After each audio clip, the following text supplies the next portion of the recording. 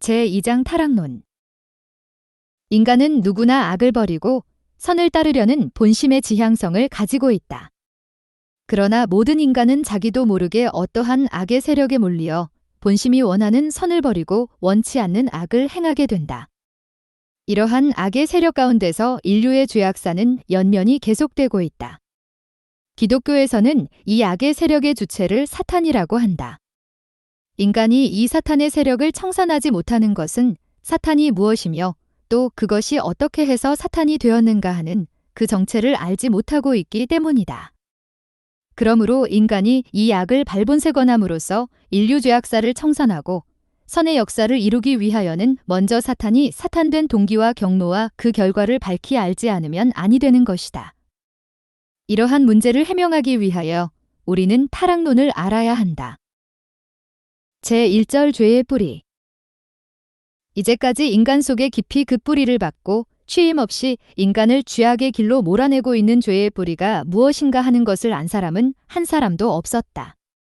다만 기독교 신도들만이 성경을 근거로 하여 인간 조상 아담과 해와가 선악과를 따먹은 것이 죄의 뿌리가 된 것이라고 막연하게 믿어왔을 뿐이다. 그러나 선악과가 문자 그대로 나무의 과실이라고 믿는 신도들과 또 성서의 많은 부분이 그러한 것처럼 이것도 그 어떠한 것에 대한 상징이나 비유일 것이라고 믿는 신도들이 서로 의견을 달리하여 제각기 구구한 해석을 하고 있을 뿐 아직까지도 이에 대한 완전한 해명이 내려지지 않고 있는 것이다.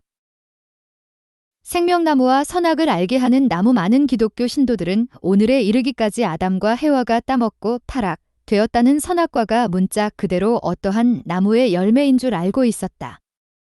그러나 인간의 부모 되시는 하나님이 무엇 때문에 자녀들이 따먹고 타락할 수 있는 과실을 그렇게도 보기 좋고 탐스럽게 만들어서 창세기 3장 6절 그들이 손쉽게 따먹을 수 있는 곳에 두셨을 것인가. 예수님은 입에 들어가는 것이 사람을 더럽게 하는 것이 아니라 입에서 나오는 그것이 사람을 더럽게 하는 것이니라. 마태복음 15장 11절 고 말씀하셨다. 하물며 먹는 것이 어떻게 인간을 타락해 할 수 있었을 것인가. 한편 인간의 원죄는 인간의 시조로부터 유전되어 나오고 있는 것인데 먹는 물건이 어떻게 원죄를 유전하는 요인이 될 수 있을 것인가. 유전은 오직 혈통을 타고 내려오는 것이기 때문에 어느 한 사람이 그 무엇을 먹었다고 하여 그 결과가 후손에게까지 유전될 수는 없는 것이다. 하나님은 그의 말씀에 대한 인간의 순종 여부를 시험하시기 위하여 선악과를 창조하시고 그것을 따먹지 말라고 명령하셨다고 믿고 있는 신도들도 있다. 그러나 사랑의 하나님께서 그와 같이 인간에게 사망이 따르는 방법으로서 그렇게 무자비한 시험을 하셨으리라고는 볼 수 없는 것이다. 아담과 해와는 그들이 선악과를 따먹으면 정령코 죽으리라 하신 하나님의 말씀대로 따먹으면 죽을 줄을 알고 있었다. 그럼에도 불구하고 그들은 이것을 따먹었다. 기아에 허덕였을 리도 없는 아담과 해와가 먹을 것을 위하여 죽음을 무릅쓰면서까지 그렇게 엄중한 하나님의 말씀을 어겼으리라고는 생각되지 않는다. 그러므로 선악과는 어떠한 물질이 아니고 생명에 대한 애착까지도 문제되지 않을 만큼 강력한 자극을 주는 다른 무엇이었음에 틀림없다. 즉, 선악과가 이와 같이 물질이 아니라면 그것은 다른 무엇을 비유한 것으로 볼 수밖에 없다. 성경의 많은 주요한 부분이 상징이나 비유로 기록되어 있는 것이 사실인데 무엇 때문에 선악과만은 굳이 문자대로 믿지 않으면 안 된단 말인가. 오늘날의 기독교 신도들은 모름지기 성서의 문자에만 붙들려 있었던 지난날의 고루하고도 관습적인 신앙 태도를 버려야 하겠다. 선악과를 비유로 보아야 한다면 그것은 과연 무엇을 비유하였을 것인가. 우리는 이것을 해명하는 방법으로서 창세기 2장 9절의 선악을 알게 하는 나무와 함께 에덴 동산에 있었다고 하는 생명나무가 무엇인가를 먼저 알아보기로 하자. 이 생명나무가 무엇인지를 알게 되면 그와 함께 있었던 선악을 알게 하는 나무가 무엇이라는 것도 바로 알 수 있겠기 때문이다. 1. 생명나무 성서의 말씀에 의하면 타락인간의 소망은 생명나무 앞으로 나아가 생명나무를 이루는 데 있다. 즉 잠언서 13장 12절을 보면 구약시대에 있어서의 이스라엘 민족도 생명나무를 소망의 대상으로 바라고 있었던 것이고 요한계시록 22장 14절의 기록을 보면 예수 이후 오늘에 이르기까지의 모든 기독교 신도들의 소망도 역시 생명나무에 나아가려는 데 있음을 알 수 있다. 이와 같이 타락 인간의 궁극적인 소망이 생명나무인 것을 보면 타락 전 아담의 소망도 생명나무였을 것임에 틀림없다. 왜냐하면 복귀 과정에 있는 타락 인간은 원래 타락 전 아담이 이루려다가 못 이룬 바로 그 소망을 다시 찾아 이루어야 하기 때문이다. 창세기 3장 24절에 아담이 범죄하였기 때문에 하나님이 화영검으로서 생명나무에로 나아가는 그의 길을 막아버렸다고 기록되어 있다. 이 사실로 보아도 타락 전 아담의 소망이 생명나무였다는 것을 알 수 있다. 이 사실로 보아도 타락 전 아담의 소망이 생명나무였다는 것을 알 수 있다. 아담은 타락으로 인하여 그의 소망이었던 이 생명나무를 이루지 못하고 에덴 동산에서 쫓겨났기 때문에 창세기 3장 24절 그 생명나무는 그 후 한결같이 타락인간의 소망으로 남아져 내려왔던 것이다. 그러면 완성될 때를 바라보며 성장하고 있던 미완성한 아담에 있어서의 소망이란 무엇이었을 것인가? 그것은 그가 타락되지 않고 성장하여 하나님의 창조 이상을 완성한 남성이 되는 것이 아닐 수 없는 것이다. 따라서 우리는 여기에서 생명나무의 내용을 바로 창조 이상을 완성한 남성이라는 것을 알 수 있다. 그런데 창조 이상을 완성한 남성은 곧 완성한 아담을 의미하는 것이므로 생명나무는 결국 완성한 아담을 비유한 말이라는 것을 알 수 있는 것이다. 만일 아담이 타락되지 않고 창조 이상을 완성한 남성이 되어서 생명나무를 이루었다면 그의 후손들도 모두 생명나무가 되어 지상천국을 이루었을 것이다. 그러나 아담이 타락하였기 때문에 하나님은 생명나무로 나아가는 그의 길을 화영검으로 막아버리고 말았다. 창세기 3장 24절. 그렇기 때문에 생명나무는 창조 이상을 복구하려는 타락인간의 소망으로 남아지지 않을 수 없었던 것이다. 그러나 원죄가 있는 타락인간은 그 자신의 능력으로는 창조 이상을 완성한 생명나무가 될 수는 없는 것이다. 그렇기 때문에 타락인간이 생명나무가 되기 위하여는 로마서 11장 17절에 기록된 말씀대로 창조 이상을 완성한 한 남성이 이 지상에 생명나무로 오셔가지고 모든 인간을 그에게 접붙이어 하나 되게 하지 않으면 아니 된다. 이러한 생명나무로 오셨던 분이 바로 예수님이었던 것이다. 그러므로 잠언서 13장 12절에 의하면 구약시대의 성도들이 고대하였던 생명나무는 바로 초림 예수님이었다는 것을 알 수 있다. 그러나 창세기 3장 24절에 명시되어 있는 바와 같이 하나님이 화영검으로서 생명나무에로 나아가는 아담의 길을 막았기 때문에 이것이 거치지 않고는 인간이 생명나무에로 나아갈 수는 없었던 것이다. 따라서 사도행전 2장 3절에 기록된 대로 오순절날에 성도들 앞을 가로막고 있었던 불같은 혀 곧 화영검이 갈라진 후에야 성령이 강림하여 전 인류가 생명나무 되시는 예수님 앞으로 나아가 그에게 접붙임을 받을 수 있게 되었던 것이다. 그러나 기독교 신도들은 생명나무 되시는 예수님에게 영적으로만 접붙임을 받게 되었기 때문에 아무리 예수님을 잘 믿는 부모라 할지라도 또다시 속죄를 받아야 할 죄악의 자식을 낳지 않을 수 없게 된 것이다. 이러한 사실로 미루어 보아 아무리 잘 믿는 성도라 할지라도 아담으로부터 유전되어 나온 원죄를 아직도 벗지 못하고 있기 때문에 이것을 또 그 자식에게 유전하고 있다는 사실을 우리는 알 수 있다. 전편 제4장 제1절. 그렇기 때문에 예수님은 지상의 생명나무로 재림하셔서 온 인류를 다시 접붙이심으로써 원죄까지 속죄해 주시는 섭리를 하시지 않으면 안 되는 것이다. 요한계시록 22장 14절의 말씀대로 신약 성도들이 또다시 생명나무를 고대하게 된 이유는 여기에 있는 것이다. 따라서 이 요한계시록 22장 14절에 기록되어 있는 생명나무는 바로 재림 예수님을 비유한 말씀인 것을 알 수 있다. 우리는 여기에서 하나님의 구원 섭리의 목적이 에덴 동산에서 잃어버렸던 생명나무, 창세기 2장 9절을 요한계시록 22장 14절의 생명나무로서 복귀하시려는 데 있다는 것을 알 수 있다. 아담이 타락하여 창세기 2장 9절의 첫 생명나무를 이루지 못하였기 때문에 타락인간들을 구원하시기 위하여 예수님은 요한계시록 22장 14절의 후생명나무로 재림하셔야 하는 것이다. 예수님을 후아담이라고 하는 이유는 여기에 있다. 고린도전서 15장 45절. 2. 선악을 알게 하는 나무. 하나님은 아담만을 창조하신 것이 아니라 그의 배필로서 해와를 창조하셨다. 그러므로 동산 가운데에 창조 이상을 완성한 남성을 비유하는 나무가 있었다면 그러한 여성을 비유하는 또 하나의 나무도 있었어야 할 것이 아니겠는가. 생명나무와 같이 서 있었다고 기록되어 있는 창세기 2장 9절, 선악을 알게 하는 나무가 바로 그것이었던 것이다. 따라서 선악을 알게 하는 나무라고 한 그 나무는 창조 이상을 완성할 여성을 상징하는 것이기 때문에 그것은 결국 완성한 해와를 비유한 말이라는 것을 알 수 있는 것이다. 성서에서는 예수님을 포도나무, 요한복음 15장 5절, 혹은 감람나무, 로마서 11장 17절로 비유하고 있다. 이와 마찬가지로 하나님은 인간 타락의 비밀을 암시하심에 있어서도 완성한 아담과 해와를 두 나무로 비유하셨던 것이다. 뱀의 정체. 해와를 꼬여서 범죄케 한 것은 뱀이었다고 성서에 기록되어 있다. 창세기 3장 4대 5절. 그러면 또 이 뱀은 무엇을 말한 것인가? 우리는 창세기 3장에 기록되어 있는 그 내용에 의하여 뱀의 정체를 알아보기로 하자. 성경에 기록된 뱀은 인간과 담화를 할 수 있었다. 그리고 영적인 인간을 타락시킨 것을 보면 그것도 영적인 존재가 아닐 수 없는 것이다. 더구나 그 뱀이 인간으로 하여금 선악과를 따먹지 못하도록 하시려는 하나님의 뜻을 알았던 사실로 미루어 보아 그것은 더욱 영물이 아니어서는 안 된다.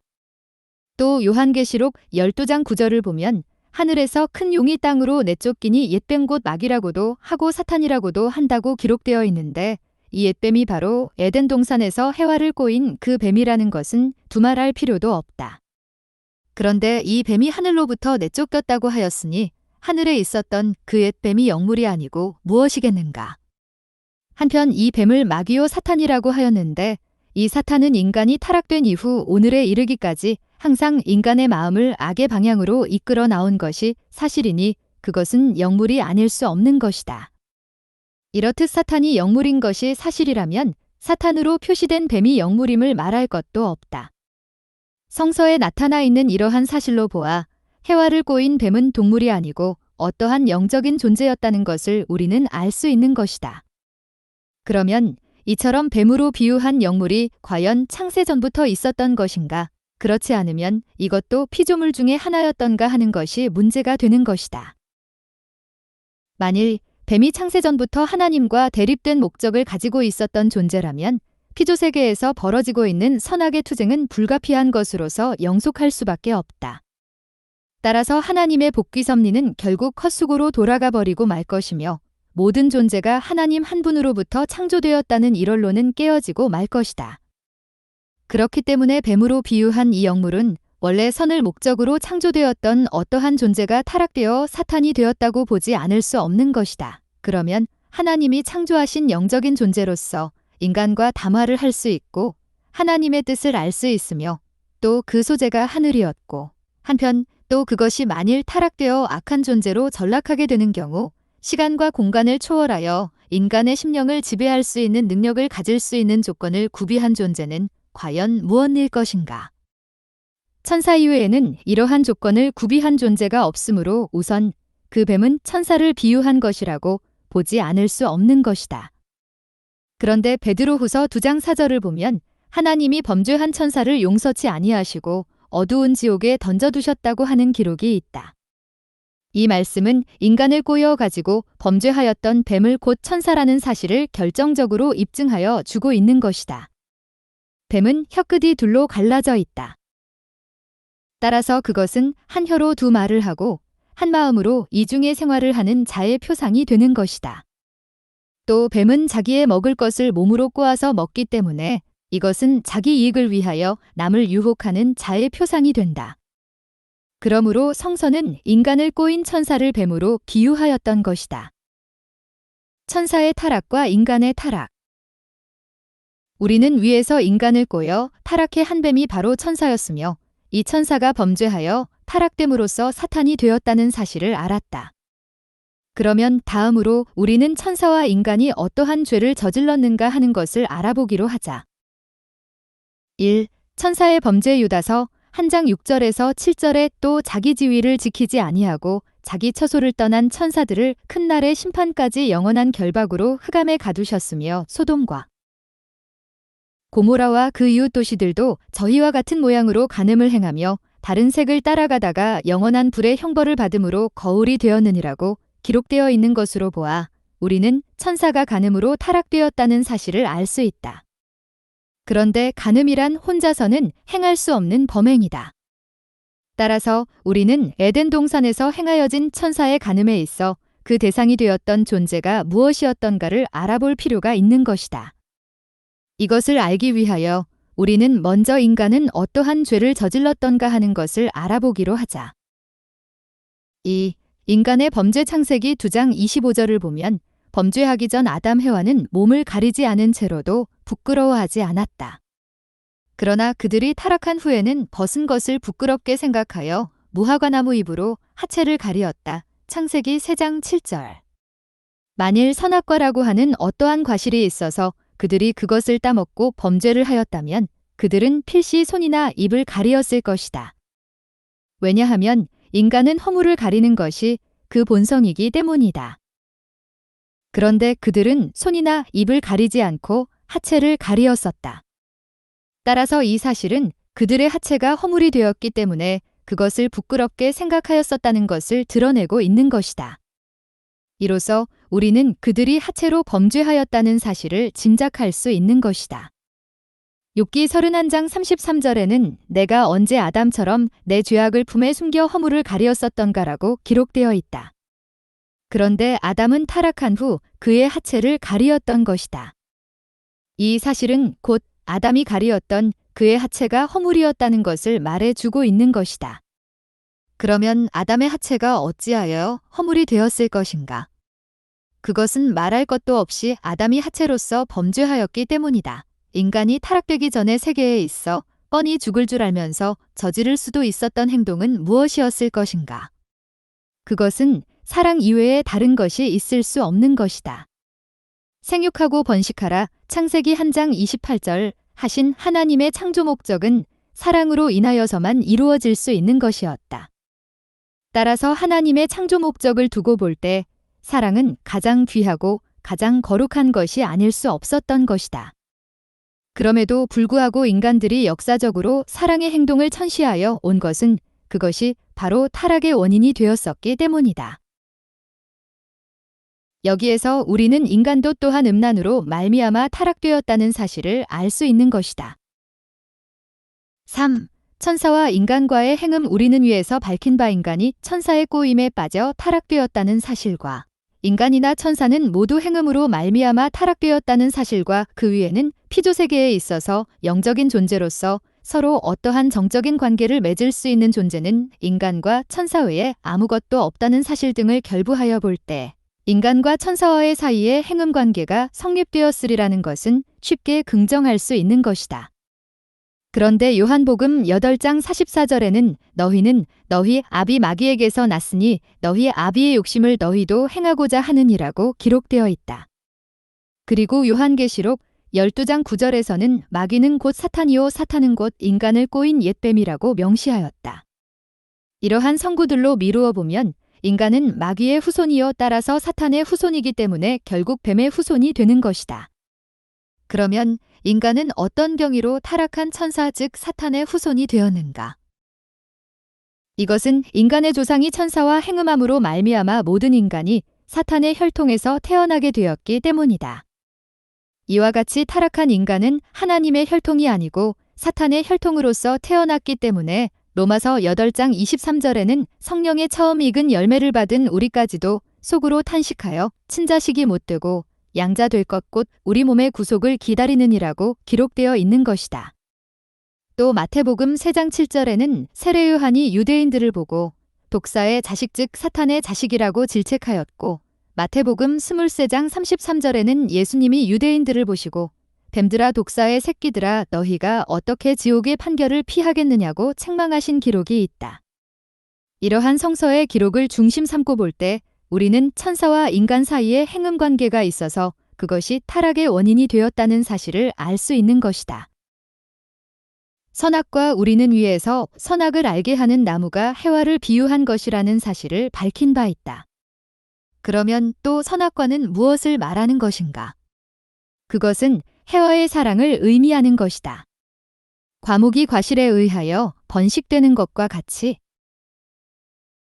해와는 하나님을 중심한 그의 사랑으로서 선의 자녀를 번식해야 할 것이었는데 사탄을 중심한 그의 사랑으로서 악의 자녀를 번식하였다.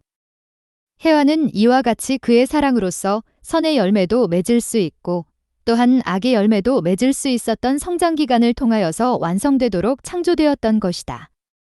따라서 그 사랑을 선악과라고 하였던 것이며 그 사람을 말하여 선악을 알게 하는 나무라고 하였던 것이다.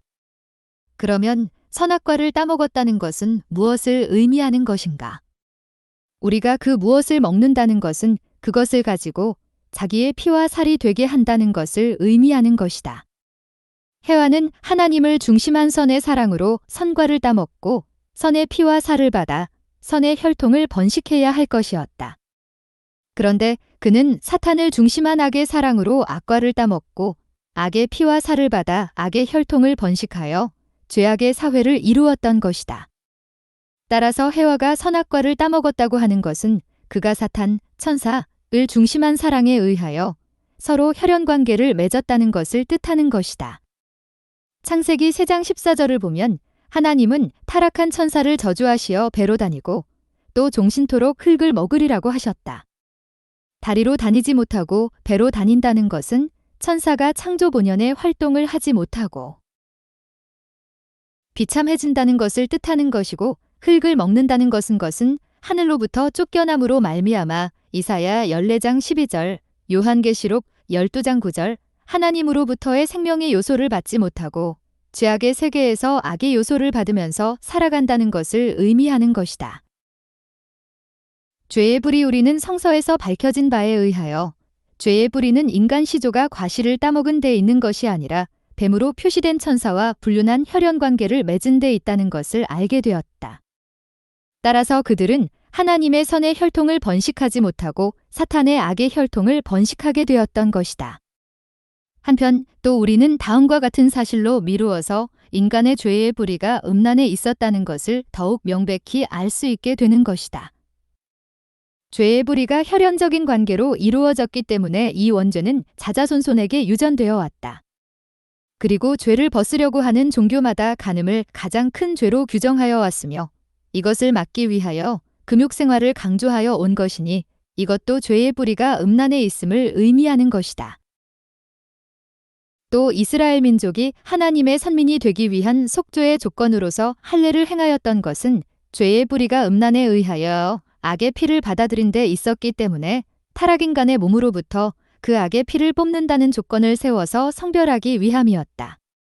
수많은 영웅열사와 국가들이 멸망하게 된 주요한 원인이 음란에 있었던 것은 음란이란 죄의 뿌리가 항상 인간의 마음 가운데서 자기도 모르게 발동하였기 때문이다. 우리가 종교로서 인륜도덕을 세우고 재반교육을 철저히 하며 범죄를 빚어내는 경제사회제도를 개선함으로써 다른 모든 죄악들은 이 사회로부터 불식할 수 있을 것이다. 그러나 문명이 발달되면서 날로 안일한 생활을 하게 됨에 따라 증대되어 가고 있는 음란이란 범죄만은 그 누구도 막을 길이 없다고 보는 것이 오늘날의 실정이다. 그러므로 인간사회에서 이 범죄를 발본색원할 수 없는 한 결코 이상세계는 기약할 수 없는 것이다. 따라서 재림하시는 메시아는 이 문제를 근본적으로 해결할 수 있어야 한다. 이러한 사실들은 죄의 뿌리가 어디까지나 음란에 있다는 것을 여실히 입증하고 있는 것이다. 제2절 타락의 동기와 경로. 우리는 이미 제1절에서 뱀은 곧 해와를 타락시킨 천사를 비유한 것이라는 사실을 밝혔다. 이처럼 인간의 타락된 동기가 천사에게 있었으므로 그 타락의 동기와 경로를 알려면 먼저 천사에 관한 것을 알지 않으면 안 된다. 천사의 창조와 그의 사명 및 그와 인간과의 관계 모든 존재는 하나님에 의하여 창조되었다. 따라서 천사도 하나님이 창조하신 피조물이 아닐 수 없는 것이다. 하나님은 천사 세계를 다른 어떤 피조물보다도 먼저 창조하셨다. 창세기 1장 26절에 씌어 있는 천지 창조의 기록을 보면 하나님은 우리의 형상을 따라 우리의 모양대로 우리가 사람을 만들고라고 스스로를 복수로 부르셨는데 이것은 지금까지의 많은 신학자들의 해석대로 삼위신의 입장이었기 때문에 그렇게 말씀하신 것이 아니고 인간보다도 먼저 창조되어 있었던 천사들을 놓고 그들을 포함시킨 입장에서 하신 말씀이었음을 알아야 한다. 하나님은 피조세계의 창조와 그의 경륜을 위하여 먼저 천사를 사환으로 창조하셨다. 히브리서 1장 14절. 천사는 아브라함에게 하나님의 중대한 축복의 말씀을 전하였고 창세기 18장 10절 그리스도의 잉태에 관한 소식을 전하였으며 마태복음 1장 20절, 누가복음 1장 31절 옥중에서 쇠사슬에 묶여있는 베드로를 풀어 성 밖으로 인도하였던 것이다. 사도행전 12장 7절 10절. 이 밖에도 하나님의 뜻을 위하여 천사가 활동한 예는 성서에서 무수히 많이 찾아볼 수 있다. 그러므로 요한계시록 22장 9절에는 천사가 자기 자신을 종이라고 하였고 또 히브리서 1장 14절에는 천사를 부리는 영이라고 기록하여 놓았다. 그리고 천사는 하나님에게 송영을 드리는 존재로서 창조되었다는 증거를 성서 가운데서 많이 찾아볼 수 있는 것이다. 요한계시록 5장 11절, 요한계시록 7장 11절. 다음에는 천사와 인간과의 창조 원리적인 관계를 알아보기로 하자. 하나님은 인간을 자녀로 창조하시고 피조세계에 대한 주관권을 부여하셨기 때문에 창세기 1장 28절 인간은 천사도 주관하게 되어 있는 것이다. 고린도전서 6장 3절을 보면 인간에게는 천사를 심판할 수 있는 권한이 있다고 하였다. 그리고 영계를 통하여 모든 사람들은 수많은 천사들이 낙원에 있는 성도들을 옹위하고 있는 것을 보게 되는데 이것도 역시 천사의 인간에 대한 시종적인 관계를 말해주는 하나의 좋은 예라 하겠다.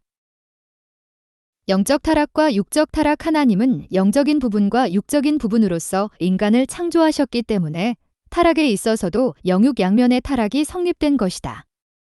천사와 헤어와의 혈연관계에 의한 타락이 영적 타락이고 헤어와 아담과의 혈연관계에 의한 타락이 육적 타락인 것이다. 그러면 천사와 인간과의 사이에 어떻게 성적인 관계가 성립될 수 있을 것인가? 인간과 영물과의 사이에서 느끼는 모든 감성은 어떠한 점에서나 실체적인 존재 사이에서 느끼는 그 감성과 조금도 다름이 없다.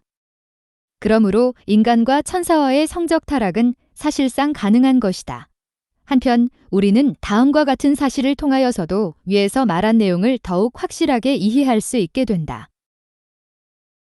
즉 인간 사회에 있어서 지상인간들이 영인들과 결혼 생활을 하는 예가 왕왕 있다는 것, 그리고 천사가 야곱과 씨름을 하여서 그의 완도 뼈를 부러뜨렸다는 예, 창세기 32장 25절과 함께 천사가 아브라함의 가정에 나타나 고기를 먹었다는 사실, 창세기 18장 8절과 또 롯의 집에 찾아온 두 천사가 롯이 대접한 무교병을 먹었을 뿐 아니라 그 성 백성들이 그 천사를 보고 색정을 일으키어 롯의 집을 둘러싸고 이 저녁에 내게 온 사람이 어디 있느냐 이끌어내라 우리가 그들을 상대하리라. 창세기 19장 5절. 고 외친 사실 등은 모두 이에 속한 예들인 것이다. 1. 영적 타락 하나님은 천사세계를 창조하시고 창세기 1장 26절 누시엘, 계명성이란 뜻, 사도행전 14장 12절을 천사장의 위에 세우셨다. 그렇기 때문에 마치 아브라함이 이스라엘의 복의 기관이 되었던 것 같이 누시엘은 천사세계의 사랑의 기관이 되어 하나님의 사랑을 독점하는 것과 같은 위치에 있었던 것이다. 그러나 하나님이 그의 자녀로서 인간을 창조하신 후에는 종으로 창조된 누시엘보다도 그들을 훨씬 더 사랑하시었다. 사실상 누시엘은 인간이 창조되기 전이나 후나 조금도 다름없는 사랑을 하나님으로부터 받고 있었지만 하나님이 자기보다도 아담과 해와를 더 사랑하시는 것을 볼 때에 그는 사랑에 대한 일종의 감소감을 느끼게 되었던 것이다. 이것은 마치 아침부터 노동을 한 일꾼이 자기대로의 상당한 노임을 다 받았음에도 불구하고 늦게 와서 적게 일한 일꾼도 자기와 똑같은 노임을 받는 것을 볼 때에 자기가 받는 노임에 대한 감소감을 느꼈다고 하는 성서의 예화, 마태복음 20장 1대 15절과 같은 입장인 것이다. 이러한 입장에서 사랑의 감소감을 느끼게 된 누시엘은 자기가 천사세계에서 가졌던 사랑의 위치와 동일한 것을 인간세계에 대하여서도 그대로 가져 보고자 해와를 유인하게 되었던 것이니 이것이 곧 영적 타락의 동기였다. 피조 세계는 하나님의 사랑의 주관을 받도록 창조되었다. 따라서 사랑은 피조물의 생명의 근본이요 행복과 이상의 요소가 된다. 그러므로 이 사랑을 많이 받는 존재일수록 더 아름답게 보이는 것이다. 따라서 하나님의 종으로 창조된 천사가 하나님의 자녀로 창조된 해와를 대할 때 그가 아름답게 보였던 것은 당연한 일이었다. 더구나 해와가 누시엘의 유혹에 끌려오는 빛을 보였을 때 그는 해와로부터 말할 수 없는 사랑의 자극을 받게 되었던 것이다. 이렇게 되자 누시엘은 죽음을 무릅쓰고 더욱 해와를 유인하게 되었다. 이와 같이 사랑에 대한 과분한 욕망으로 인하여 자기의 위치를 떠난 누시엘과 하나님과 같이 눈이 밝아지려고 때 아닌 때의 것을 바란 해와가 창세기 3장 5대 6절 서로 상대 기준을 조성하여 수수작용을 하게 되었으므로 그로 인한 비원리적인 사랑의 힘은 그들로 하여금 불륜한 영적인 정조관계를 맺게 하였던 것이다. 사랑으로 일체를 이루면 서로 그 대상으로부터 그의 요소를 받도록 창조된 원리에 의하여 창세기 3장 7절 해와는 누시엘과 사랑으로서 일체를 이루었을 때 누시엘의 요소를 받았던 것이다.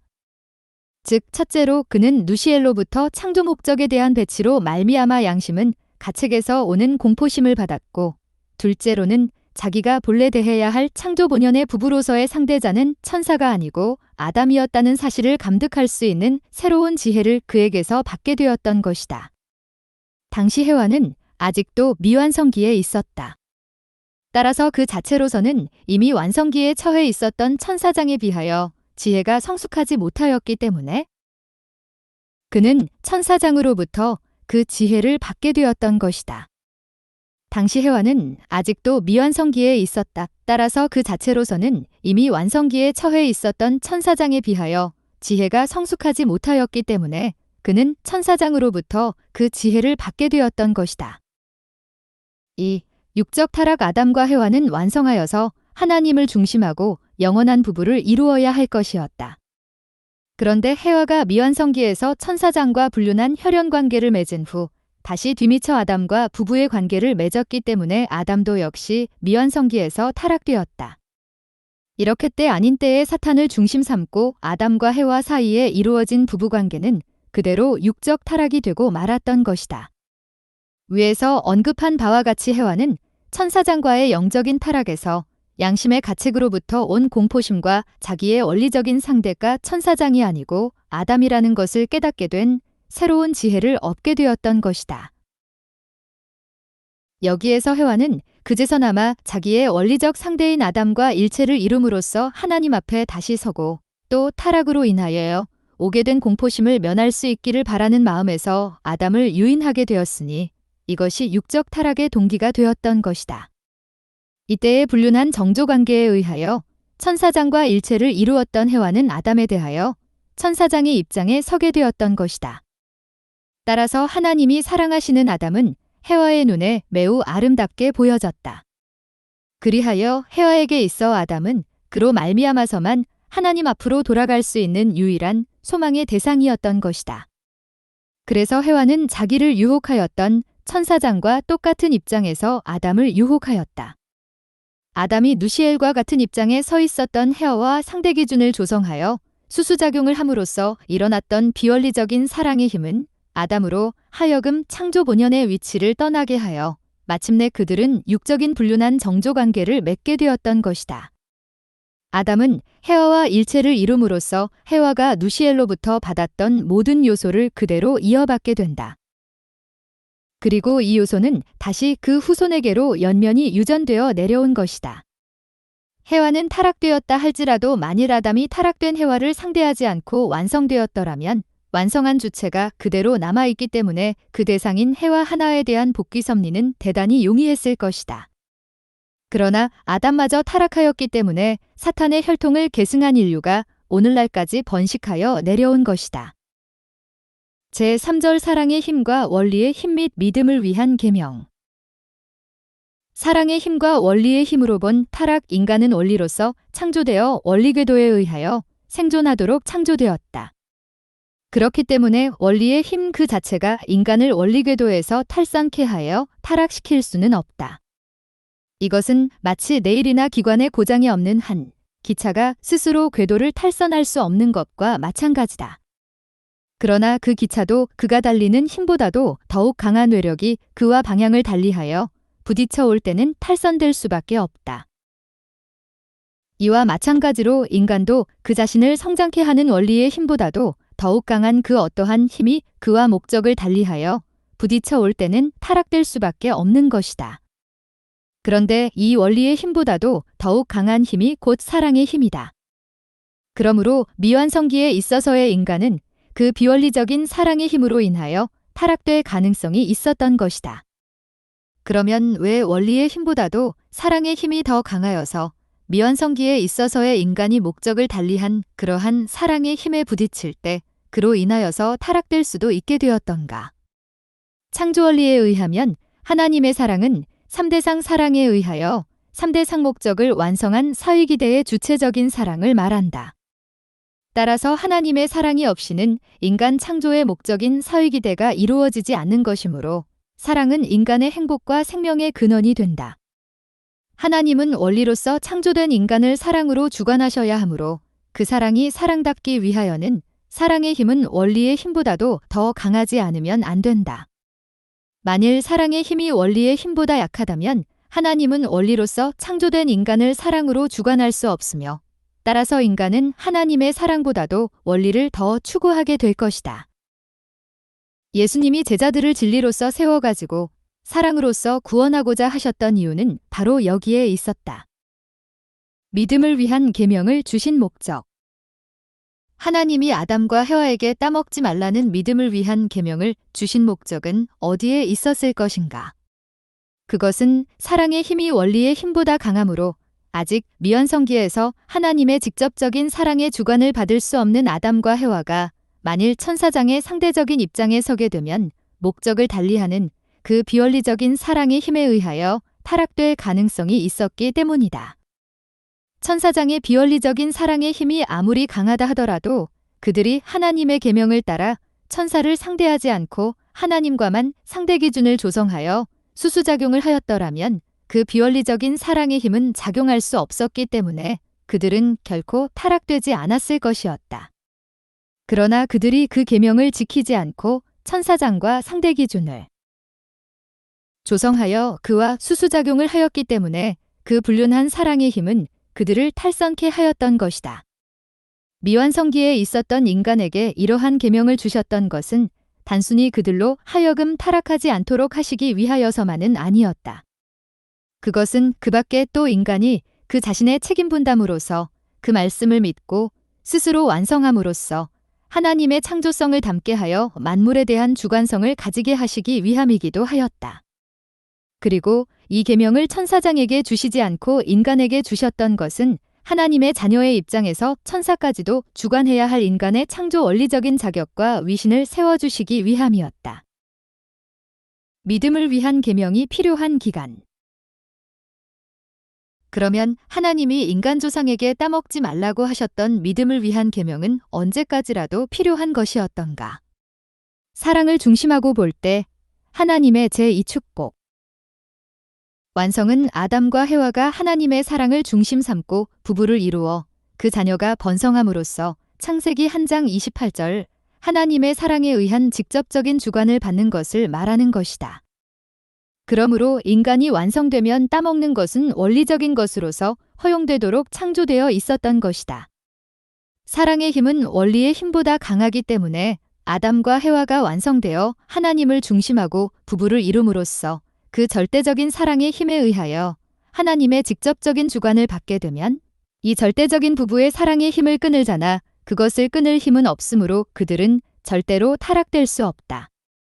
더구나 인간보다도 저급한 천사장의 사랑의 힘으로서는 도저히 하나님을 중심한 그들 부부간의 사랑을 끊을 수는 없는 것이다. 그러므로 따먹지 말라 하신 하나님의 계명은 아담과 해와가 미완성기에 있을 때에 한해서만 필요했던 것이다. 제4절 인간 타락의 결과 아담과 해와가 영유가 올러 타락함으로 말미암아 인간과 천사를 비롯한 피조세계에 어떠한 결과를 초래하게 되었는가? 우리는 여기에서 이 중요한 문제를 다루어 보기로 하자. 사탄과 타락인간.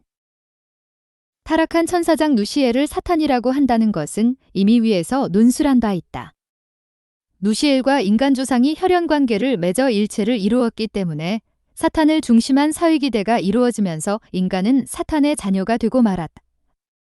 그러기에 요한복음 8장 44절을 보면 예수님은 유대인들을 마귀의 자식이라고 하셨고, 또 마태복음 12장 34절과 동 23장 33절에서는 그들을 뱀 또는 독사, 사탄의 자식이라고 하셨다. 마태복음 3장 7절.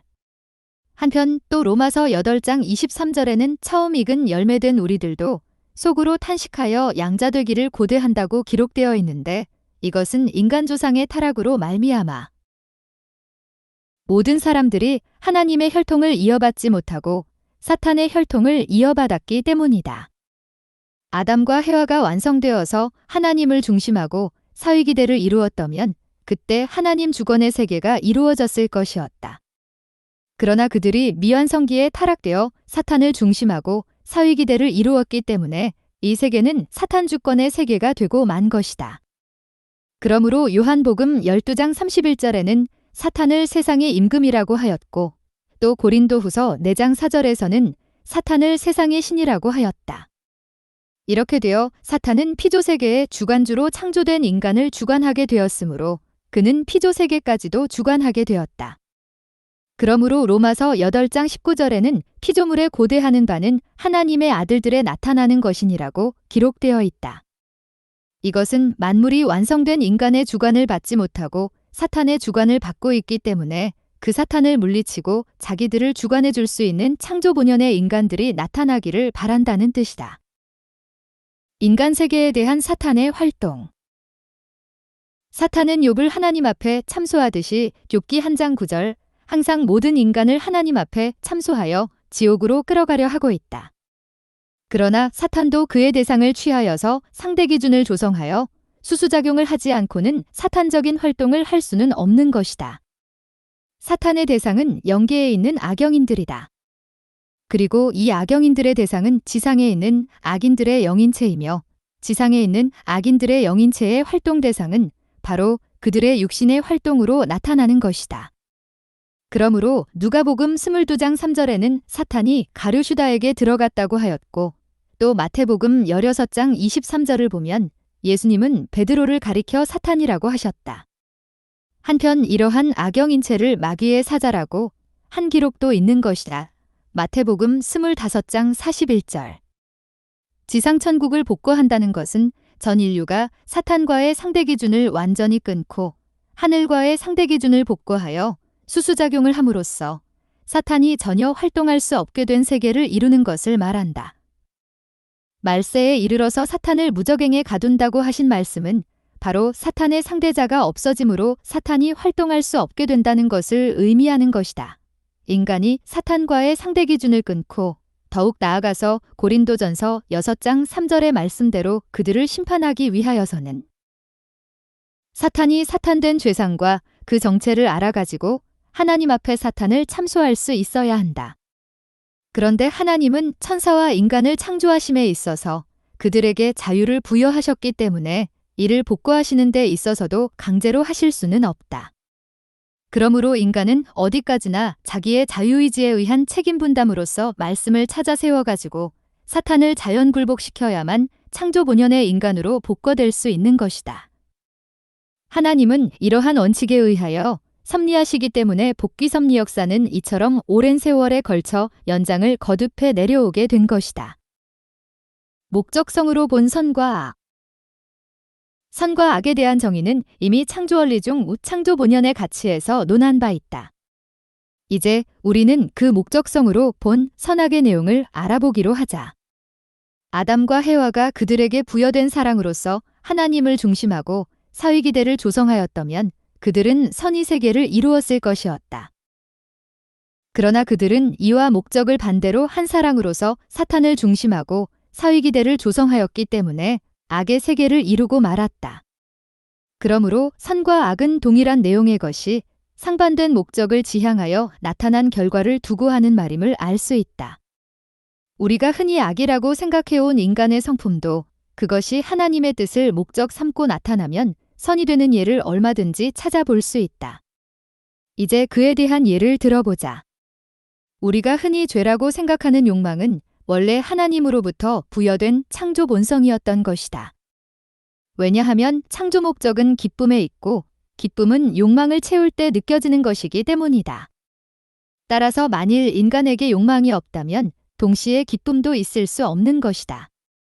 그리고 욕망이 없다면 하나님의 사랑을 받고자 하는 욕망도, 살고자 하는 욕망도, 선을 행하고자 하는 욕망도, 발전하고자 하는 욕망도 없을 것이기 때문에 하나님의 창조 목적도 복귀 섭리도 이루어질 수 없으며 인간 사회의 유지와 그 발전도 있을 수 없는 것이다. 이와 같이 본래의 욕망은 창조 본성이기 때문에 이 성품이 하나님의 뜻을 목적 삼고 그 결과를 맺으면 선을 이루게 되는 것이다. 그러나 그와 반대로 사탄의 뜻을 목적 삼고 그 결과를 맺으면 악을 자아내게 되는 것이다. 이 악한 세상도 예수님을 중심하고 그 목적의 방향만을 돌려놓으면 이 악한 세상도 예수님을 중심하고 그 목적의 방향만을 돌려놓으면 선한 것으로 복귀되어 지상천국이 이루어진다는 것은 이러한 원리로 보아 자명해지는 것이다.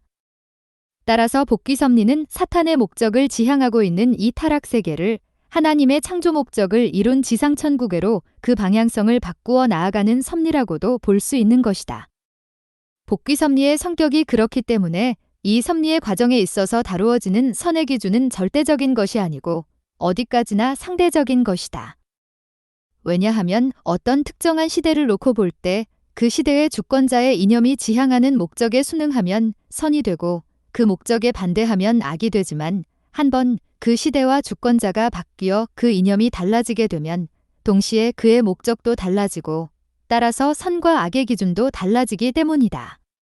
뿐만 아니라 종교나 사상에 있어서도 그 테두리 안에 있는 사람들에 있어서는 그 교리와 그 사상이 지향하는 목적에 순응하는 것이 선이고 그에 반대하는 것이 악이 된다. 그러나 일단 그 교리나 사상이 달라지거나 혹은 다른 종교로 개종하거나 또는 다른 사상으로 전향하게 되면 그에 따라서 목적도 달라지기 때문에 선악의 기준도 자연히 달라지게 되는 것이다. 인간 사회에 항시 투쟁과 혁명이 일어나게 되는 주요한 원인은 이와 같이 인간이 지향하는 목적이 달라짐에 따라서 선악의 기준이 항시 달라지는 데 있다고 말할 수 있다. 복귀 과정에 있어서에서는 이와 같이 상대적인 것이 아닐 수 없다. 그러나 지상에서 사탄의 주권을 물리치고 시대와 장소를 초월하여 영존하시는 절대자 하나님이 주권자가 되시어 그로부터 오는 이념이 세워질 때는 그 이념이 절대적이기 때문에 그것이 지향하는 목적도 절대적인 것이어서 선의 기준도 절대적인 것으로 세워지는 것이니 이것이 바로 재림주님에 의하여 세워질 천주적인 이념인 것이다. 사실상 인류 역사는 수많은 투쟁과 혁명을 거듭하면서 본심이 지향하는 이 절대선을 찾아 나왔던 것이다.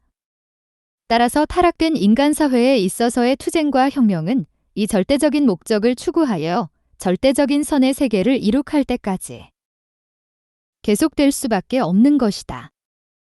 선신의 역사와 악신의 역사. 선신이라고 하는 것은 하나님과 하나님 편에 있는 선영인들과 천사들을 총칭하는 말이고 악신이라고 하는 것은 사탄과 사탄 편에 있는 악영인들을 총칭하는 말이다. 선과 악이 그러하듯이 선신의 역사와 악신의 역사도 동일한 모양으로 출발하여 그 목적을 달리하고 있는 것이다. 선신의 역사는 시간이 흐를수록 그 개체의 평화감과 정의감을 증진시키며 그 육신의 건강도 좋아지게 한다. 그러나 악신의 역사는 시간이 흐를수록 불안과 공포로 이기심을 증진케 하며 건강도 해롭게 한다. 그러므로 영적인 역사는 원리를 모르는 사람으로서는 그것을 분별하기가 대단히 어렵지만 시간이 경과함에 따라 그 결과를 보아 그 내용을 알 수 있게 되는 것이다. 그러나 타락인간은 하나님도 사탄도 모두 대할 수 있는 중간 위치에 있기 때문에 선신의 역사인 경우에도 악신의 역사를 겸행하는 때가 있다. 또 악신의 역사도 어느 기간을 지나면 선신의 역사를 겸행하게 되는 경우가 많아서 원리를 모르는 입장에서는 이것을 분별하기가 곤란하다. 오늘날에 있어 많은 교역자들이 이에 대한 무지에서 선신의 역사까지도 악신의 것으로 몰아 하늘 뜻에 상반되는 처지에 서게 되는 것은 참으로 한심한 일이 아닐 수 없는 것이다. 영적인 현상이 점점 많아지는 오늘날에 있어서 선신과 악신의 역사를 잘 분간하여 분립할 수 없는 한 영통인들을 지도할 수는 없는 것이다. 죄라는 것은 사탄과 상대 기준을 조성하여 수수작용을 할 수 있는 조건을 성립시킴으로써 천법을 위반하게 되는 것을 말한다. 그런데 죄를 분류해보면 첫째로 원죄가 있는데 이것은 인간 조상이 저지른 영적 타락과 육적 타락에 의한 혈통적인 죄를 말하는 것으로서 이 원죄는 모든 죄의 뿌리가 되고 있다. 둘째로는 유전적 죄가 있다. 이것은 부모가 지은 죄가 몇 대에 이른다고 한 십계명의 말씀과 같이 혈통적인 인연으로 그 후손들이 물려받은 선조의 죄를 말한다. 셋째로는 연대적 죄가 있다. 자신이 범죄하지도 않았고 또 유전적인 죄도 아니지만 연대적으로 책임을 져야 하는 죄다. 제사장과 교법사들이 예수님을 십자가에 내준 죄로 말미암아 유대인 전체가 그 책임을 지고 하나님의 벌을 받았고 전 인류도 공동적인 책임을 지고 예수님이 재림하실 때까지 고난의 길을 걷게 된 것이다. 넷째로 자범죄가 있으니 이것은 자신이 직접 범한 죄다. 여기에서 우리가 전기한 바와 같이 원죄를 죄의 뿌리라고 한다면 유전적인 죄는 죄의 줄기, 연대적인 죄는 죄의 가지, 자범죄는 죄의 잎에 해당하는 것이다. 모든 죄는 그의 뿌리 되는 원죄로 말미암아서 생긴다. 그러므로 원죄를 청산하지 않고는 다른 죄를 근본적으로 청산할 수 없다. 그러나 숨어있는 이 죄의 뿌리는 그 누구도 알 수 없는 것이어서 인간의 뿌리로서 참부모로 오시는 예수님만이 이것을 알고 청산하실 수 있는 것이다. 타락성 본성. 천사장이 하나님을 배반하고 해와와 혈연 관계를 맺을 때에 우발적으로 일어났던 모든 성품을 해와가 계승하였고 이렇게 되어서 천사장의 입장에 서게 된 해와와 다시 혈연 관계를 맺은 아담도 그 성품을 계승하게 되었다. 그리하여 이 성품이 타락인간의 모든 타락성을 유발하는 근본된 성품이 되었다. 이것을 말하여 타락성 본성이라고 한다. 이와 같이 타락성 본성이 생기게 된 근본 동기는 천사장이 아담에 대하여 질투심을 갖게 된 데 있었다. 그러면 선의 목적을 위하여 창조된 천사장에게서 어떻게 되어 사랑에 대한 질투심이 일어날 수 있었을 것인가? 원래 천사장에게도 그의 창조 본성으로 욕망과 지능이 부여되어 있었다. 이와 같이 천사장은 지능을 가지고 있었기 때문에 인간에게 가는 하나님의 사랑이 자기에게 오는 그것보다 크다는 것을 비교하여 식별할 수 있었던 것이며 또 그에게는 욕망이 있었기 때문에 하나님의 더 큰 사랑을 받고자 하는 마음이 있었을 것은 당연하다.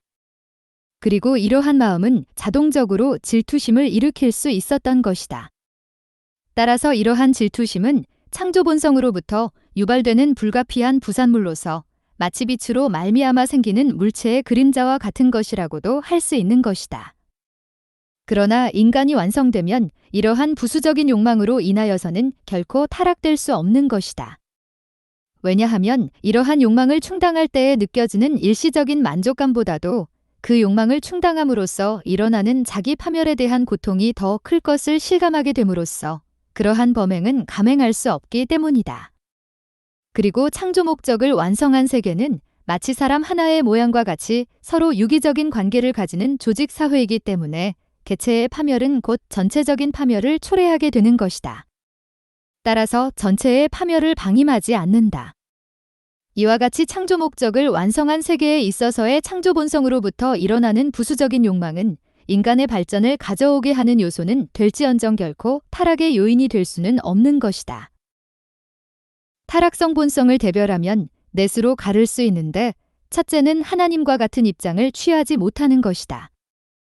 천사장이 타락하게 된 동기는 하나님이 사랑하시는 아담을 하나님과 같은 입장에서 사랑하지 못하고 그를 도리어 시기하여 해와의 사랑을 유린한 데 있다.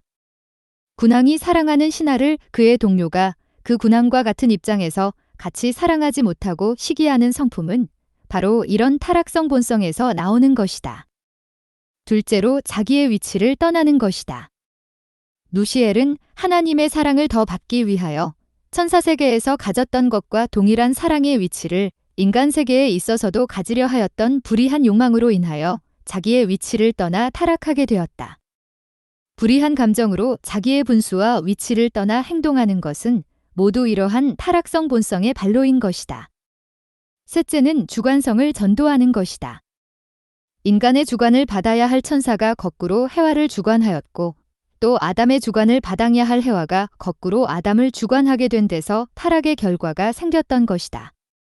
이와 같이 자기의 위치를 떠나서 주관성을 전도하는 데서부터 인간 사회의 질서는 문란해지게 되는데 이것은 모두 이러한 타락성 본성에서 일어나는 것이다. 넷째는 범죄 행위를 번식하는 것이다. 만일 해와가 타락한 뒤에 자기의 범죄를 아담에게 번식시키지 않았다면 아담은 타락되지 않았을 것이므로 해와만의 복권은 용이했을 것이었다. 그러나 해와는 이와 반대로 자기의 죄를 아담에게도 번식시켜 그를 타락해 하였다. 악인들이 동료를 번식시키려는 성품은 이와 같은 타락성 본성에서부터 일어나는 것이다.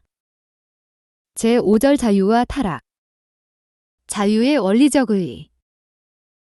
자유에 대한 원리적인 성격을 논할 때 첫째로 우리는 원리를 벗어난 자유는 없다고 하는 사실을 알아야 한다. 그리고 자유라고 하는 것은 자유의지와 그에 따르는 자유행동을 일괄하여 표현한 말이다. 전자와 후자는 성상과 형상과의 관계와 같아서 이것이 합하여서만 완전한 자유가 성립된다.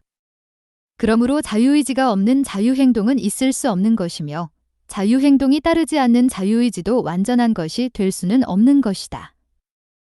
자유행동은 자유의지로 인하여 나타나는 것이며 자유의지는 곧 마음의 발로인 것이다.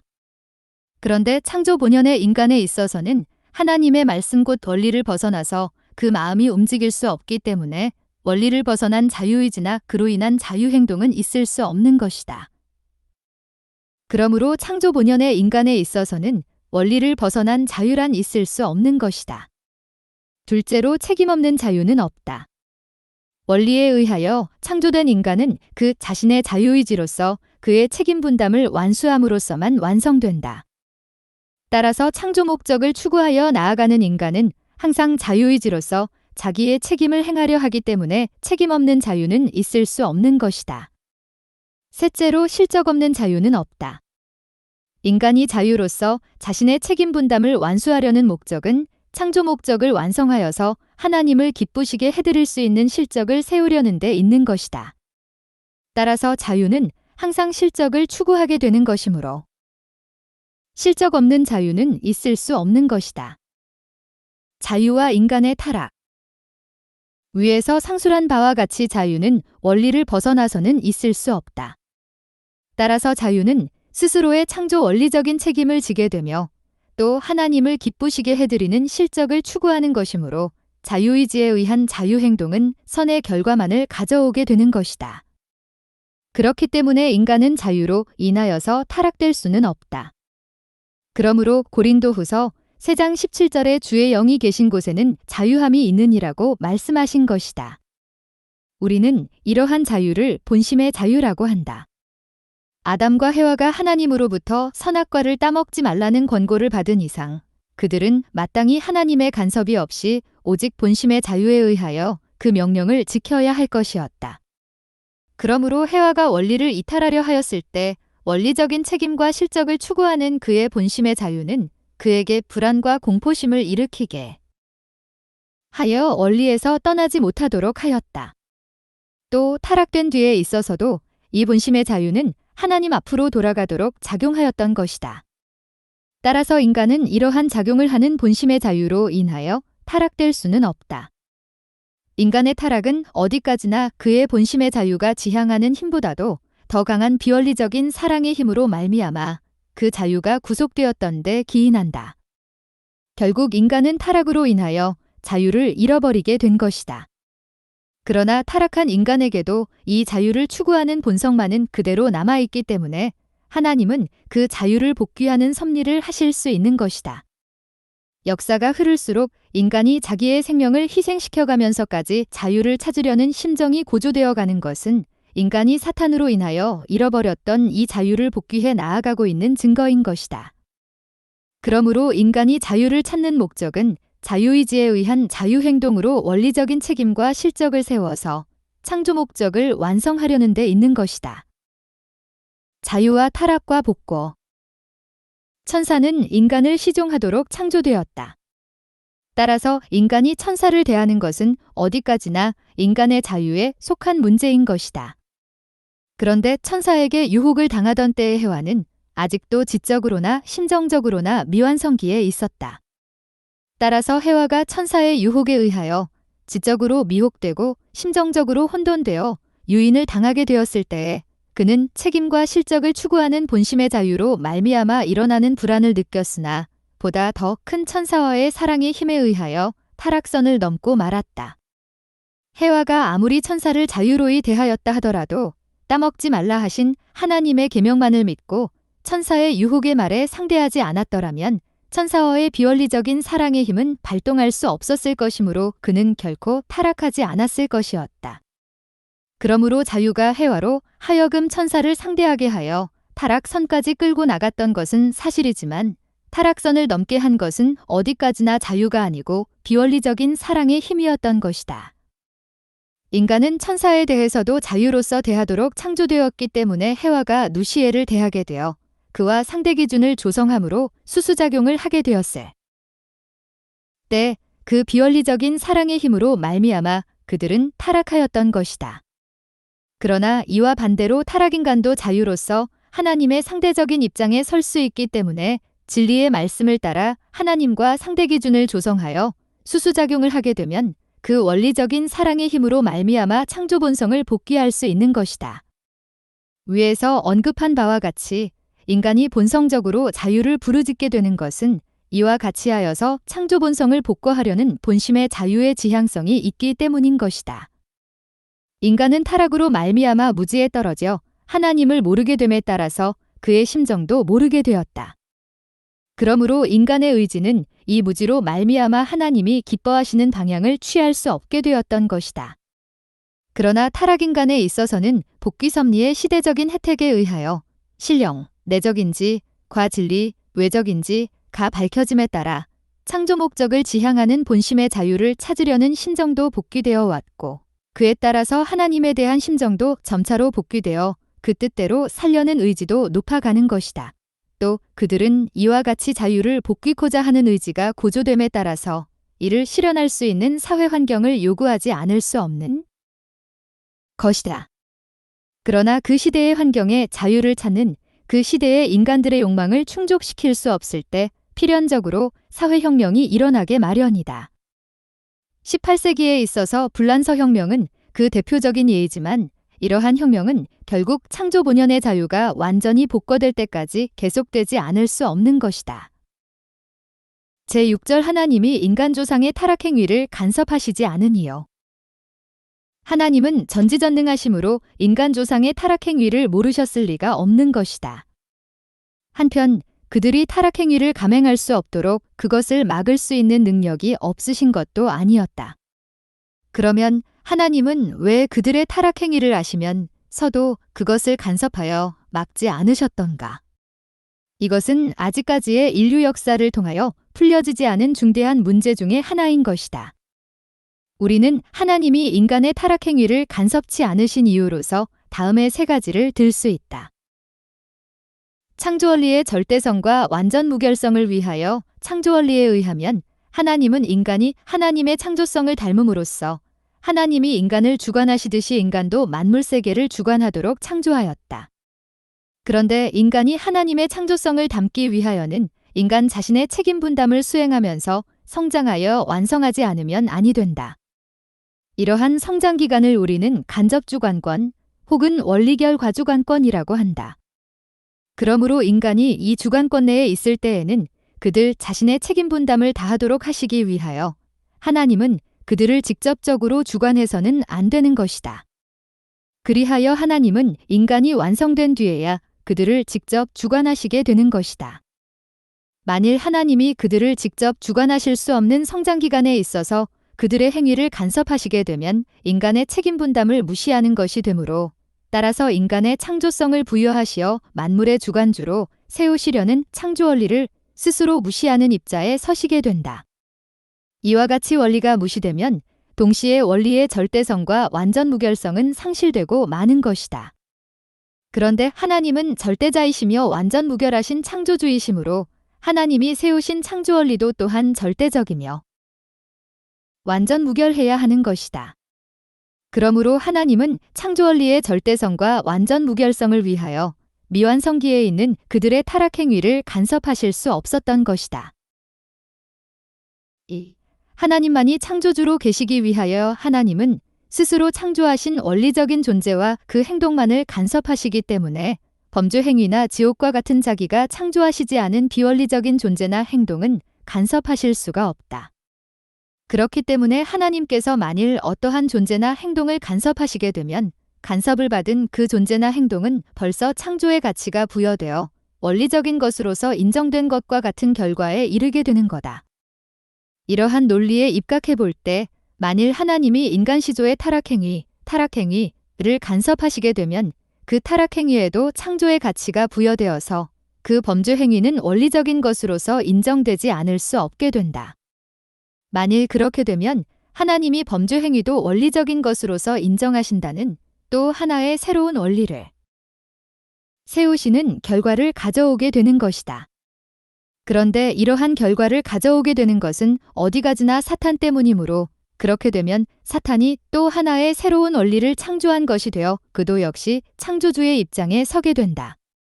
따라서 하나님은 홀로 하나님만이 창조주로 계시기 위하여 그들의 타락 행위를 간섭하실 수 없었던 것이다. 인간을 만물의 주관 위에 세우시기 위하여 하나님은 인간을 창조하시고 만물을 주관하라고 하셨다. 창세기 1장 28절. 인간이 하나님의 말씀대로 만물을 주관하려면 만물과 동등한 처지에서는 그를 주관할 수 없으므로 인간은 그를 주관할 수 있는 어떠한 자격을 가져야 한다. 하나님이 창조주이시기 때문에 인간을 주관하실 수 있는 자격을 가지고 계시는 것과 같이 인간도 만물을 주관할 수 있는 자격을 가지기 위하여는 하나님의 창조성을 갖지 않으면 아니 되는 것이다. 따라서 하나님은 인간에게 창조성을 부여하시어 만물을 주관할 수 있는 자격을 가지게 하시기 위하여 성장 기간을 두시고 이 기간이 다하기까지 인간이 그 자신의 책임 분담을 완수함으로써 완성되도록 창조하신 것이다. 그러므로 인간은 이러한 원리 과정을 통하여 완성됨으로써만 만물을 주관할 수 있는 자격을 얻어가지고 비로소 만물을 주관할 수 있게 된다. 그런데 미완성기에 있는 인간을 하나님이 직접 주관하시고 간섭하시게 되면 이것은 아직도 인간 책임 분담을 완수하지 못하여 하나님의 창조성을 갖지 못함으로써 만물을 주관할 자격이 없는 인간으로 하여금 그것을 주관케 하시는 것이 될 뿐만 아니라 미완성한 인간과 동일한 취급을 하신다는 모순을 초래하게 된다. 그리고 또 이 인간에게 그의 창조성을 부여하심으로써 만물을 주관케 하시기 위하여 세우셨던 창조 원리를 스스로 무시하시는 결과가 되고 마는 것이다. 그러므로 원리에 의하여 피조 세계를 창조하시고 그 원칙을 따라서 섭리하시는 하나님은 인간을 만물을 주관 위에 세우시기 위하여 아직도 간접 주관권 내에 있었던 미완성한 인간의 타락 행위를 간섭하실 수 없었던 것이다.